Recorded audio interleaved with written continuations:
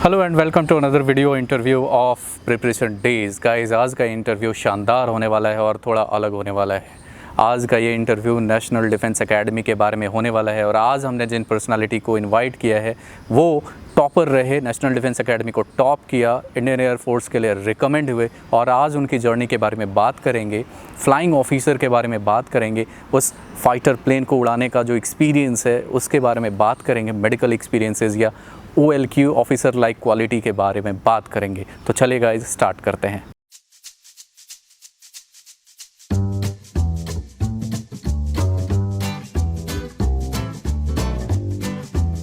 Sir स्वागत है हमारे प्लेटफॉर्म पे और प्लीज़ हमारे व्यूअर्स को ये बताइए कि आपका जर्नी कैसा रहा सर नेशनल डिफेंस एकेडमी का। कब आपने ये डिसाइड किया ज्वाइन करना है और क्यों, कैसा रहा सर एक्सपीरियंस, प्लीज़ हमारे व्यूअर्स को बताइए। नेशनल डिफेंस एकेडमी क्यों ज्वाइन किया? बचपन से ही फ़ौज में जाने का चस्का था थोड़ा। और जब तक 10th स्टैंडर्ड में आया तो थोड़ा रिसर्च किया, लोगों से पूछा। मेरे चाचा एयर फोर्स में हैं तो थे, तो उनसे भी पूछा कैसे जा सकते हैं। तो उन्होंने बोला पायलट बनने का ये बेस्ट तरीका है, 10+2 के बाद NDA का एग्ज़ाम दे के नेशनल डिफेंस एकेडमी में जाइए और वहाँ से फिर आगे एयर फोर्स एकेडमी ग्रेजुएट करिए, फिर वहाँ से पायलट बन सकते हैं। दैट इज़ द मोस्ट सबसे इजी तरीका वही है। तो आई थिंक 10th स्टैंडर्ड से ही ये वो लग गया था कीड़ा दिमाग में कि नेशनल डिफेंस एकेडमी ही जाना है। उसकी तैयारी कर रहे थे। जो उसका एंट्रेंस एग्ज़ाम होता है उसकी पढ़ाई होती थी।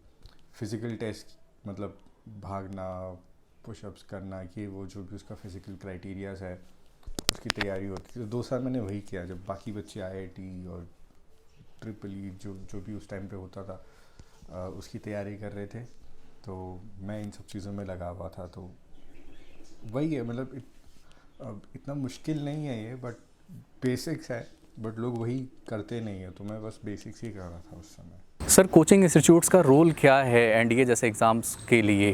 कितना रिकमेंडेड है कोचिंग इंस्टीट्यूट्स की सहायता लेना? बहुत सारे कैंडिडेट्स तो ये सोचते हैं कि this is not my cup of T, toppers जाते हैं, हो सकता है मैं क्वालिफाई ना कर पाऊँ। आपका एक्सपीरियंस क्या कहता है सर? ये एक ऐसी चीज़ है जो बहुत सारे लोग पूछते हैं मुझसे। मैं हमेशा कहता हूँ कि कोचिंग इंस्टीट्यूट जाने की ज़रूरत नहीं है। SSB क्या करता है? SSB बेसिकली आपके OLQs जज करता है, ऑफिसर क्वालिटीज़, जो कि बहुत बेसिक्स है। अगर आप खुद से ऑनेस्ट हो और आप में अगर बेसिक क्वालिटीज़ है, इंटीग्रिटी, स्मार्टनेस, थोड़ा बहुत इंटेलिजेंस, थोड़ी बहुत honesty, being punctual, team leader भी नहीं, टीम मेंबर, ये बहुत होता है। कोचिंग इंस्टीट्यूट क्या करते हैं ना, वो तो आपकी जो बेसिक थिंकिंग है उसको बिगाड़ देते हैं। SSB क्या चाहता है कि आप जो है वही दिखाएं, specially in times of pressure. तो जितने भी SSB के टास्क होते हैं, they put you under pressure and then they see your reaction कि आप कैसे रिएक्ट कर। कोचिंग इंस्टीट्यूट इन सब का एक रटा हुआ मेथड या आपको एक वो चीज़ सिखा देता है कि यहाँ पे ये करना है, यहाँ पे वो करना है, यहाँ पे ये करना है। तो जो आपका नेचुरल इंस्टिंक्ट है वो दब जाता है और वो गलत है। आप मतलब शायद सेलेक्ट भी हो जाओ, but in the long run आपको वो फ़ायदा नहीं देगा। तो इसलिए better than going to coaching institute, self prepare करना अच्छा है। कैसे करें ये भी मैं थोड़ा आपको डिटेल में बता देता हूँ। समझे पहले तो SSB में क्या होता है, पहले दिन क्या होता है, नेक्स्ट 3 दिन क्या होता है, कॉन्फ्रेंस में क्या होता है, इंटरव्यू में क्या होता है, उस हिसाब से प्रिपेयर करें। साइकोलॉजिकल टेस्ट है, उसमें एकदम नेचुरल जो दिमाग में सबसे पहली चीज़ आती है वही लिखना होता है। अगर आप उसको कोचिंग इंस्टीट्यूट जाके रट्टा वट्टा मार के फिर लिखोगे तो वो जो वहाँ पे साइक ऑफिसर है, GTOs है, जो वहाँ का बोर्ड ऑफिसर है, वो पिछले 10-12 साल से यही कर रहा है, वो 1 सेकंड में पकड़ लेगा। कोई गलत नहीं है, बट एक वो चीज़ होती है कि आप अपना नेचुरल इंस्टेंट हाइड कर रहे हो। तो आई सजेस्ट जितना हो सके सेल्फ प्रिपेयर करें, कोचिंग इंस्टीट्यूट जाके अपना दिमाग भ्रष्ट ना करें। एक कॉमन सा मिसकंसेप्शन है सर नेशनल डिफेंस एकेडमी को लेकर कि ये यहाँ से सिर्फ सैनिक स्कूल के बच्चे ही सेलेक्ट होते हैं। कितना सही या कितना गलत है सर ये कॉन्सेप्ट या मिसकंसेप्शन कहें तो?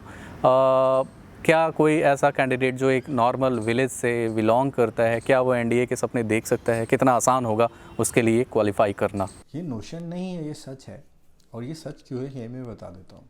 सैनिक स्कूल, मिलिट्री स्कूल, राष्ट्रीय इंटर मिलिट्री कॉलेज, ये 3 फीडर इंस्टीट्यूट बोलते हैं इसको। यहाँ पे जो बच्चे पढ़ते हैं वो 6 स्टैंडर्ड से 12 स्टैंडर्ड तक सिर्फ एनडीए की ही तैयारी कर रहे हैं, ठीक है। उनको प्रेफरेंस नहीं दिया जाता है, बट उनका लाइफस्टाइल ऐसा है पिछले 6 साल से कि they are made good enough to enter NDA. But उसमें से भी सारे के सारे नहीं आते हैं। आप जैसे अगर 300 350 लोगों का एक बैच होता है एनडीए में हर टर्म, उसमें से कम 20 to 30% होते हैं सैनिक स्कूल, मिलिट्री स्कूल और आरएमसी वाले। बाकी 70% है जो विदाउट एनी मिलिट्री बैकग्राउंड भी आते हैं, ठीक है। They just have an advantage कि वो पिछले 6 साल से यूनिफॉर्म भी पहन रहे हैं, दौड़ रहे हैं, कूद रहे हैं, एक मिलिट्री एनवायरनमेंट में रह रहे हैं। तो जब वो इंटरव्यू देने आते हैं एसएसबी, थोड़ा सा उनका एडवांटेज होता है। I mean they deserve it. 6 साल से वो घर वालों से दूर है, सैनिक स्कूल में पढ़ रहे हैं इसी एक चीज़ के लिए, बट सबके सब सेलेक्ट नहीं होते। It's only 30% to max 40% of a batch. तो इसमें कोई डरने वाली बात नहीं। Anyone can become an officer in the Indian arm force. OLQ की बात करें सर तो डिफेंस सर्विसेज बहुत ही फेमस टर्म, बहुत ही सुना जाने वाला term OLQ, officer like quality, basically होता क्या है सर? प्लीज़ हमारे व्यूअर्स को बताइए। ऑफिसर लाइक क्वालिटीज़ क्या होता है? तो बेसिकली किसी एक बंदे ने एक एसओपी लिखा है, स्टैंडिंग ऑर्डर प्रोटोकॉल, कि एक ऑफिसर को कैसे होना चाहिए। अब ये रिटन गाइडलाइंस है, ज़रूरी नहीं है कि ये चीज़ें हर किसी में क्या हो, बट एसएसबी में, सर्विस सिलेक्शन बोर्ड में, ये चीज़ें देखी जाती है कि इस बंदे में ये कितनी क्वालिटीज़ है। ज़रूरी नहीं कि 10 की 10 होनी चाहिए, कभी कभी एक भी नहीं होती, फिर भी सिलेक्ट हो जाते हैं। पॉइंट ये है कि ये जो गाइडलाइन है बस, इट्स लाइक ट्रैफिक रूल्स कि रेड पे रुकना है, हाँ, लेफ़्ट इंडिकेटर देके लेफ़्ट लेना है, राइट इंडिकेटर देके राइट लेना है, हाथ दिखाना है यू टर्न मारने से पहले। गाइडलाइंस है, ठीक है, रूल्स है। ज़रूरी नहीं है कि हर बार इसी चीज़, एक्सेप्शंस भी हो सकती हैं इसमें। Officer like qualities are more, क्या बोलते हैं इसको, जब आप एक्चुअल में ऑफिसर बन जाते हैं, आप यूनिफॉर्म में, आपके नीचे 20-30 लोग होते हैं जिनको आप कमांड कर रहे हैं, उस समय आप उनको कैसे कमांड करेंगे। एक ऑफिसर की जितना मैं कह सकता हूँ 2 या 3 चीज़ें बेसिक रिक्वायरमेंट्स होती है। एक, right time, right place, right uniform, ये बेयर मिनिमम होता है। फौज में भी यही बोला जाता है, right place, right time, right uniform. आपको कहीं बुलाया गया है, आप सही टाइम से पहुँचो, सही यूनिफॉर्म, जो यूनिफॉर्म बताया गया है उस यूनिफॉर्म में रहो और सही जगह पहुँचो। ये bare minimum officer level qualities है। इसके अलावा इतना इसके बारे में सोच के दिमाग नहीं ख़राब करना। OLQ जो भी होता है ये सब कागज़ी चीज़ें हैं। आप जो है नेचुरली उसी को प्रोजेक्ट करें हमेशा एसएसबी। सर SSB की बात की जाए तो डिफेंस सर्विसेज में SSB एक ऐसा प्लेटफॉर्म है। सर अगर SSB की बात की जाए तो defence services like national defence academy या फिर IMA Indian military academy, OTA में SSB का रोल बहुत ही इम्पॉर्टेंट हो जाता है। सर इसको क्वालिफाई करने के लिए एक जेन्युइन सी जानकारी बहुत कम अवेलेबल है यूट्यूब जैसे प्लेटफॉर्म्स पे। आप क्या सजेशन देना चाहेंगे सर, SSB को क्वालिफाई कैसे करें, कौन सा अप्रोच अपनाएं ताकि हम आसानी से SSB को क्वालिफाई कर जाएं? एसएसबी क्लियर करने का सबसे पहला स्टेप है कि समझना कि एसएसबी में क्या होता है। जैसे मैंने अभी थोड़ी देर पहले भी, पहले दिन क्या होता है, दूसरे दिन क्या होता है, तीसरे दिन क्या होता है, ये मैं बताना शुरू होना शायद 1-2 घंटा लग जाएगा, बट मैं थोड़ा उसमें ब्रीफ में बता देता हूँ। पहले दिन क्या होता है, यू कम इन, एक टेस्ट होता है जो आपकी बेसिक इंटेलिजेंस चेक की जाती है। तो अगर मान लो एक बैच में 100 लोग आ रहे हैं तो इसमें से पहले दिन ही 40-50 को छाट के निकाल दिया जाता है और बाकी 40-50 को नेक्स्ट सेट ऑफ टेस्ट के लिए रखा जाता है। ये बहुत बेसिक टेस्ट होता है, बहुत इंटेलिजेंस एप्टीट्यूड बेस्ड। अगर आप इसको नहीं क्लियर कर पा रहे हो तो देन आपको SSB नहीं लेना चाहिए, इसमें कुछ ऐसी खास बात नहीं है। फिर होता है उसके बाद साइकोलॉजिकल टेस्ट। इसमें भी, इसके अंदर भी 3-4 और टेस्ट होते हैं, picture perception test, picture description test. ये सब आप थोड़ा पढ़ेंगे इसके बारे में तो आपको लगेगा बहुत आसान है, ऐसा कुछ इसमें बड़ी चीज़ नहीं है। आपको एक पिक्चर दिखाया जाएगा, आपको उसके ऊपर कहानी लिखनी होगी, आपको 1 मिनट के अंदर 60 वर्ड्स दिए जाएंगे, आपको उस वर्ड के आगे सारे सेंटेंसेस लिखने होंगे कि आपके दिमाग में क्या आ रहा है। जैसे स्क्रीन पे आता रहेगा बुल, तो बुल के ऊपर कुछ लिख दिया, क्राइम के ऊपर कुछ लिख दिया, ब्लड के ऊपर कुछ लिखना। ये सब होता है साइकोलॉजिकल टेस्ट। फिर ग्रुप डिस्कशंस होते हैं। साइकोलॉजिकल टेस्ट के बाद आते हैं आपके GTO task. GTO is basically ground training officer. Physical task देते हैं जिसमें थोड़ा दिमाग लगा के आपका जो टीम बनेगा एक 7-8 लोगों का, उनके साथ काम करना होता है। ये अगेन बेसिकली आप टीम में कैसे काम करते हैं, आपकी कॉग्निटिव स्किल्स कैसी है, एप्टीट्यूड स्किल्स कैसी है, इसमें थोड़ा बहुत फिजिकल भी चेक किया जाता है, फिजिकल टेस्ट होते हैं। तो आप कहीं से भी नेट पर सर्च करेंगे तो आपको ये पूरा शेड्यूल मिल जाएगा। इफ़ यू नो इसमें क्या हो रहा है, आप आसानी से सील थ्रू कर सकते हैं। मैंने देखो बहुत सारे लोग एसपी देने जाते हैं, उनको पता ही नहीं होता क्या करना है, मज़े मारने चले। प्लीज़ डोंट डू दैट, ऐसा नहीं करने का। तो थोड़ा सा डिटेल में मैं तो ब्रीफ में बताया, इसको थोड़ा और आप कहीं से भी नेट पे सर्च कर लेके एसएसबी शेड्यूल के आपको मिल जाएगा। प्लीज़ गो थ्रू इट, तो आपको समझ में आ जाएगा कि एक्चुअल में क्या होता है। सर अगर नेशनल डिफेंस एकेडमी से कोई पायलट बनना चाहता है, फ्लाइंग कैडर में आना चाहता है, तो उसे सीपीएसएस भी क्वालिफाई करना होता है, जिसको पहले पीएबीटी भी जानते थे, pilot aptitude battery test. Sir basically ये टेस्ट है क्या, आखिर इसको कैसे क्वालिफाई कर सकते हैं, प्लीज़ हमारे व्यूअर्स को बताइए। तो पहले तो जब मैंने दिया था it used to be PABT, अभी तो ये सीपीएसएसटी हो गया है। तो बेसिकली पायलट बनने के लिए कुछ अलग से स्किल्स चाहिए होती है। Basically hand eye coordination, hand leg coordination. Basically आपको वीडियो गेम खिलाया जाता है वन ऑफ द टेस्ट में। एक डॉट होता है स्क्रीन पे and using a joystick in your hand, and नीचे पैरों के पास भी 2 पैडल्स होते हैं, उसको यूज़ करके एक डॉट को बॉक्स के अंदर रखना होता है। बहुत सिंपल, अगर आपने बचपन से बहुत सारे वीडियो गेम्स खेले तो बहुत आसान होता है। और एक और टेस्ट होता है तो थोड़ा रिटर्न होता है। बेसिकली आपको पहले सिखाया जाता है आधे घंटे के लिए एक एयरक्राफ्ट का मॉडल लेके, उसके हिसाब से वो क्वेश्चन सॉल्व करने होते हैं। बस बेसिकली उसमें ये देखा जाता है अंडर प्रेशर आप जल्दी जल्दी कितना चीज़ें सॉल्व कर सकते हो रिलेटेड और एयरक्राफ्ट। सारी चीज़ें सिखाई जाती है उसमें पहले आधे घंटे। एक अफसर आता है, आपको सिखाएगा कि क्या करना है, क्या नहीं करना है, ये क्या होता है, वो क्या होता है, उसी के ऊपर टेस्ट होता है। तो उसमें कोई डरने वाली बात नहीं है। हाँ ये है कि आप इसको लाइफ में सिर्फ एक ही बार ले सकते हैं, तो लोग टेंशन में आते हैं। टेंशन में नहीं आने का। जब मुझे खुद याद है जब मैंने दिया था तो सारे डरे हुए थे, बट मैंने खुद कहा था कि नहीं टेंशन नहीं रहेगा, नहीं हुआ तो नहीं हुआ, but will give it a best of it. तो डू और डाई एटीट्यूड से मत जाना, उसमें कोई बड़ी चीज़ नहीं, आसान सी चीज़ है। थोड़ा कूलली अगर आप रह के करेंगे तो हो जाता है। गेम में ज़्यादा लोग फेल नहीं होते हैं, इसमें भी नहीं होते हैं, बट उसमें भी सिलेक्शन क्राइटेरियाज होती है कुछ कुछ, जो बस ये देखते हैं कि हैंड आई कोऑर्डिनेशन कैसी है, आप जनरली अंडर प्रेशर कुछ चीज़ें कैसे सॉल्व करते हैं, कैसे मेंटेन करते हो, और कुछ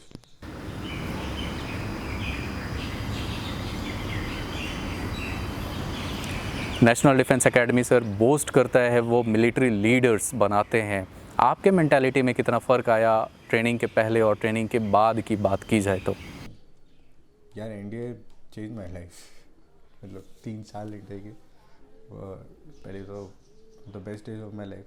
एंड मेंटल एटीट्यूड में इतना चेंज आया है। फिजिकली तो होता है, फिजिकली तो आप कहीं भी कर सकते हो, ठीक है, बट फिजिकली के साथ साथ जो मेंटल एक पिक्चर बनता है लाइफ का, और मतलब it's not like you become a hero और something, but you see things as they are, और आप ये जल्दी से हार नहीं मानते हो। मतलब कुछ हो जाता है, जैसे लाइफ है, और सेटबैक्स होते हैं, ड्रॉबैक्स होते हैं, आप कभी कभी हार जाते हो, कभी कभी थक जाते हो, और उसके बावजूद हमेशा दिमाग में ये रहता है कि नहीं यार कल फिर ट्राई करें, कुछ नहीं, हार गया तो क्या हुआ।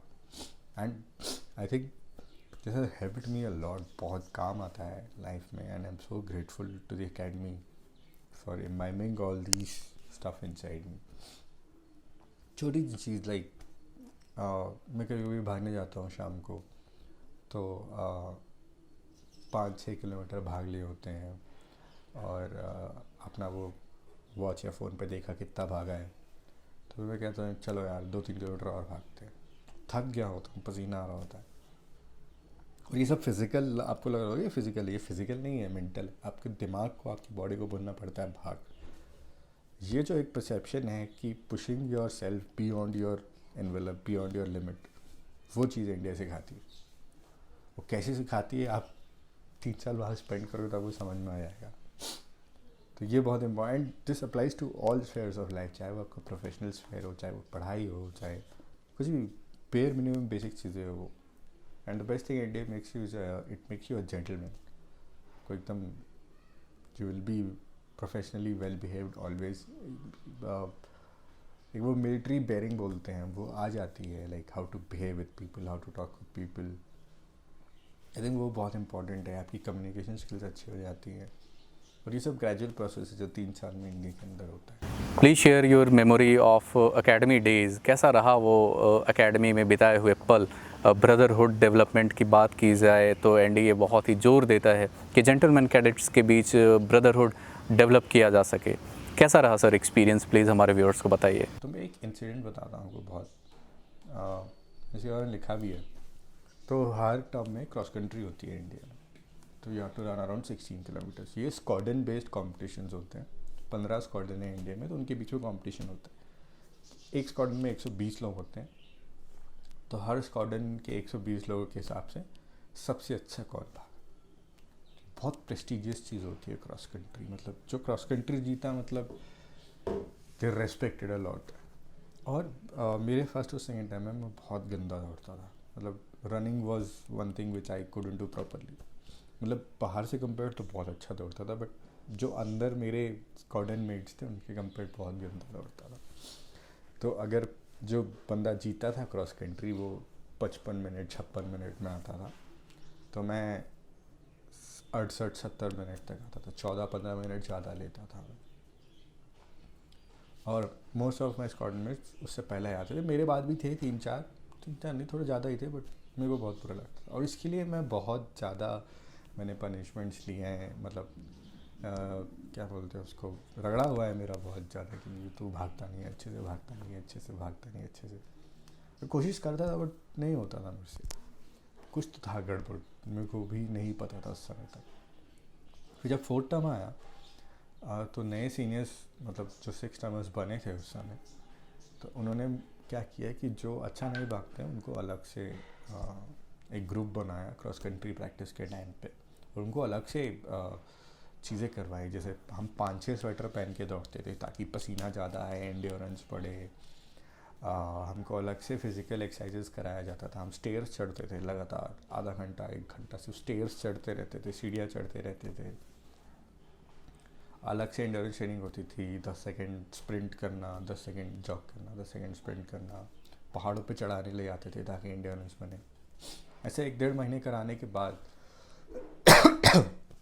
जो एक्चुअल क्रॉस कंट्री हुई, तो मैं सिर्फ 10 मिनट बाद आया था पहले बंदे से, और हमारी स्क्वाड्रन फर्स्ट आई थी। ये बहुत बड़ी चीज़ थी। आप सोच रहे 120 लोग एक साथ पूरा एफर्ट डाल के एक स्क्वाड्रन को जिताया था। I think most memorable memory ever. मतलब आप सोच नहीं सकते हो 120 लोग जब एक साथ उछल के सेलिब्रेट करते हैं जब अनाउंस होता है कि your squadron has won. That feeling is amazing, and thanks to all my seniors then, जिन्होंने एक्चुअल में एफर्ट्स डाले थे instead of just giving punishments और रगड़ा। तो I think that is one of the most cherished memories I have of India. Sir आपने air force के लिए रिकमेंडेशन लिया था, कैसा रहा वो एक्सपीरियंस जब आपने एक पहली बार एक फाइटर प्लेन को उड़ाया? वो कैसा एक्सपीरियंस रहा सर? हमारे कैंडिडेट्स के लिए ये बड़ा ही इंस्पिरेशनल होगा अगर आप शेयर कर सकें। I think being a pilot is one of the most best experience जो बहुत ही फ्यू सेलेक्टेड लोग ले पाते हैं। ऑब्वियसली इसमें एफर्ट्स बहुत लगते हैं। अगर आप लोगों को पता नहीं तो मैं बता देता हूँ, बहुत पढ़ाई होती है बीइंग अ पायलट, बहुत ज़्यादा पढ़ाई। इतनी मोटी मोटी किताबें 7-8 आप पूरे साल भर हमेशा ज़िंदगी भर पढ़ते रहते हो, बहुत ज़्यादा पढ़ाई होती है। बट पहली बार जब आप कॉकपिट में बैठ के वो थ्रॉटल खोलते हो और आपका प्लेन धीरे धीरे टेक ऑफ होता है, it is all worth it. आपको एक एक चीज़, मतलब प्लेन का एक एक पुर्जा पता होता है उस टाइम तक। आपको एक एक चीज़ पता होता है कि अगर मैं जॉयस्टिक ऐसे कर रहा हूँ तो प्लेन ऐसे क्यों मुड़ रहा है, उसके पीछे का लॉजिक। तो वो बहुत ही मतलब सिंक्ड प्रोसेस है जो एयरफोर्स ट्रेनिंग में होता है। तो जब तक वो आप पहले 7-8 महीने खुद को घिसोगे नहीं, तब तक वो आप उस स्टेज तक नहीं पहुंच पाओगे कि आप एक्चुअल में फ्लाइंग कर रहे हो।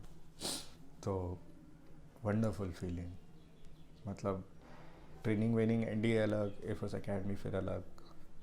ये सब घिसने के बाद जब आप फाइनली 4 साल 5 साल बाद उस कॉकपिट में बैठते हो तो मज़ा तो आता है, बहुत ज़्यादा मज़ा आता है। एनडीए जैसे एग्ज़ाम्स में क्वालिफाई और सिलेक्शन के लिए सर गेम्स का कितना रोल है, क्या गेम कितना रिकमेंडेड है सर, प्लीज़ हमारे व्यूअर्स को बताइए। तो एक्चुअली इंडिया में हर एक गेम खिलाया जाता है एक्सेप्ट क्रिकेट। तो आई रिमेंबर प्लेइंग, हॉकी नहीं खेला मैं, थोड़ा डर लगता था, पता नहीं क्यों। Basketball, football, volleyball, boxing, cross country जैसे कि मैंने बताया, स्विमिंग, डाइविंग, और भी 2-3 गेम्स थे जो शायद मैंने नहीं खेले। There was gymnastics, physical training भी एक गेम की तरह लिया जाता था, पीटी, उसके लिए भी अलग से कॉम्पिटिशन्स होते हैं। बहुत सारे गेम्स है। फौज बेसिकली चलती है टीम गेम्स पे, जैसे कि मेजरली वॉलीबॉल और बास्केटबॉल। आप किसी भी फौजी यूनिट में जाओगे तो ये 2 गेम्स तो खेलने ही जाते हैं हमेशा, और एक भागना, क्रॉस कंट्री।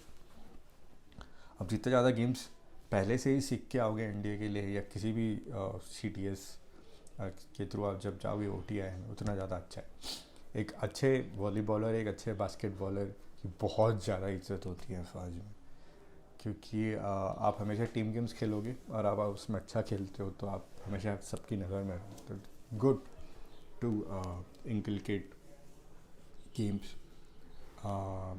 भागा करो बहुत ज़्यादा, जितना ज़्यादा भागोगे उतना अच्छा है फौज के लिए। पहले से ही वो भागने की आदत डालो। आपका जो लंग्स होता है और आपकी जो टांगों की थाइज और नीचे वाले शिन के पार्ट होते हैं, if they get used to running, you can keep running, no one can stop you. तो प्ले गेम्स, भागो, बस पसीना आना चाहिए गंदा वाला, भागो। सर हमारे फ्यूचर कैंडिडेट्स के लिए आप क्या कहना चाहेंगे जो इस एग्ज़ाम की तैयारी कर रहे हैं और अपना जी जान से लगे हुए हैं। यार एक सिंपल सा मैसेज है, जब आप SSB देने चाहते हो तो कुछ भी फेक नहीं करना है, कुछ भी झूठ नहीं बोलना है, कुछ भी ड्रामा नहीं करना है। आप जैसे हो वैसे ही बर्ताव करो। मैंने आज तक कम से कम 500 से ज़्यादा लोगों को काउंसिल किया है जो रेकमेंड हुए हैं। वैसे तो 1000-2000 लोगों को किया होगा, 500 से ज़्यादा लोग रेकमेंड हुए हैं। उनमें से कुछ अपनी ट्रेनिंग ख़त्म करके यूनिफॉर्म पहन के मेरे से भी मिलने आते हैं, वो भी यही कहते हैं, सर आपने सही कहा था, झूठ बोलने से, फालतू का ड्रामा करने से कुछ नहीं होता। आप जैसे हैं वैसे ही बर्ताव करें SSB में, झूठ ना बोलें, आप सेलेक्ट हो जाओगे। लोग क्या करते हैं, बहुत बढ़ा चढ़ा के बोलते हैं, मैं ये था, मैं वो हूँ, मैं ये कर सकता हूँ, मैं वो कर सकता हूँ। कुछ फ़ायदा नहीं। जो सामने GT ऑफिसर बैठा होगा या साइक ऑफिसर बैठा होगा, वो बेवकूफ़ तो नहीं है, वो पकड़ लेगा 1-2 सेकेंड। मेरे बहुत सारे दोस्त हैं, मित्र हैं जो अभी GTO हैं SSB में, तो उनसे जब बात होती है तो यही बोलते हैं कि आजकल के लौंडे तो भाई कुछ जो मन में आया बोल देते हैं, कुछ नहीं सोचते आगे पीछे। तो इसलिए sincere request, if you really want to clear your SSB, get into training institutions, be honest, सच बोले, झूठ नहीं बोलने का। प्रिपरेशन इतनी अच्छी रखे कि उस समय जो भी आपको जो बिहेवियर है, मैनरिज्म है, that is good enough. General knowledge अपनी शार्प रखे, करंट अफेयर्स पे ध्यान दे, इंडियन एयरफोर्स, आर्मी, नेवी की हिस्ट्री और उनके पास क्या इक्विपमेंट्स है, कौन से एयरक्राफ्ट है, कौन से वॉरशिप्स है, क्या वेपन्स यूज़ करते हैं, वो सब, रैंक स्ट्रक्चर ऑफ ईच, वो थोड़ा वर्ल्ड अफेयर्स के बारे में knowledge, specially military conflicts of the world, Syria में क्या हो रहा है, what is Gaza strip, India Kashmir का इशू, ये सब बेसिक्स हैं जनरल नॉलेज की। वो तो खुद को फिजिकली फिट रखें। और एक चीज़ मैं एंड में बोलना चाहूँगा, SSB की जब प्रिपरेशन कर रहे हैं, आपका SSB हो या ना हो, आप बेशक 3 बार अटेम्प्ट दें, 4 बार अटेम्प्ट दें, जो पूरा प्रोसेस है वो आपको एक अच्छा इंसान बनाना चाहिए। अगर वो हो रहा है तो फिर आपका SSB हो। तो ये डू एंड डाई एटीट्यूड नहीं रखना है, इसमें दिमाग को काम रखना है, ठीक है। और सिर्फ दिख रहा है मेरे टैब्स है पीछे यहाँ पे, इसको to earn it takes a lot of efforts and a lot of sincerity, तो उसको दिमाग में रखें हमेशा, ठीक है। और if you have any other questions आप पूछ सकते हैं, I can reply to that. Thank you very much Sanjeev for inviting me for this. I love helping out young people to join the defence forces, ये मेरे life का एक one of the AIIMS है। तो थैंक यू वेरी मच और जय हिंद। तो guys आज का ये इंटरव्यू आपको बहुत सारी जानकारी देगा डिफेंस सर्विसेज के बारे में, एसएसबी के बारे में, OLQ के बारे में, ऑफिसर लाइक क्वालिटी के बारे में और ढेर सारी ऐसी जानकारियाँ दे गया जो कि कम अवेलेबल हैं। होपफुली आपने एंजॉय किया होगा। Do like, share and subscribe. Take care, bye bye.